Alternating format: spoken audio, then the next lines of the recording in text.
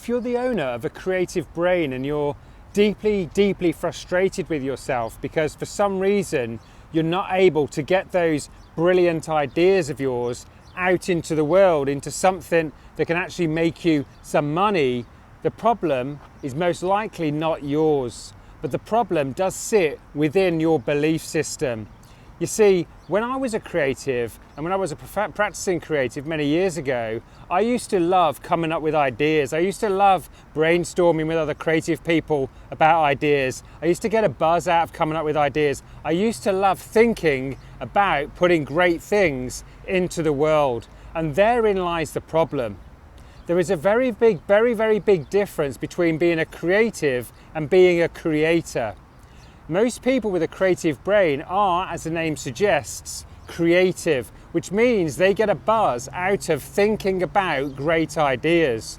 But the problem is this: we no longer live in a pure play creative economy. We live in a creator economy. People get paid, people make money, people make a living, people build a reputation by doing stuff, by making stuff, by seeing things into reality. Creators get paid more than creatives. Creatives used to get paid for thinking of great stuff, and they would need an army of people around them to turn that great thinking into something that could actually make money, into something that could actually be bought and something could be sold.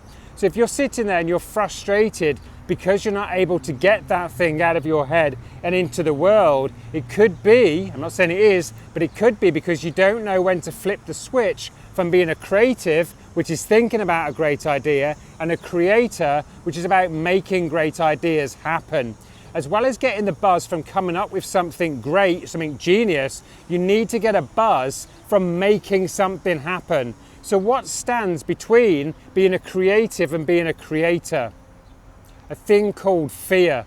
A lot of the times we fear pushing our thing out into the world, into getting it into people's hands, into people's hearts, into people's lives, because we're worried about what it will mean about us. We either fear success, i.e. if we're really successful and this thing does actually catch a light and it's very successful, what are we likely to have to sacrifice in order to have that success? Or we fear failure, i.e. we put this thing that's been buzzing around inside our head for so many years into the real world, it's met with disdain, and then suddenly our whole sense of identity starts crumbling down because what we thought was going to be the thing that saved us actually wasn't. Or the third thing we fear is the fear of judgment, the fear of being judged, the fear of ridicule, the fear of being laughed at.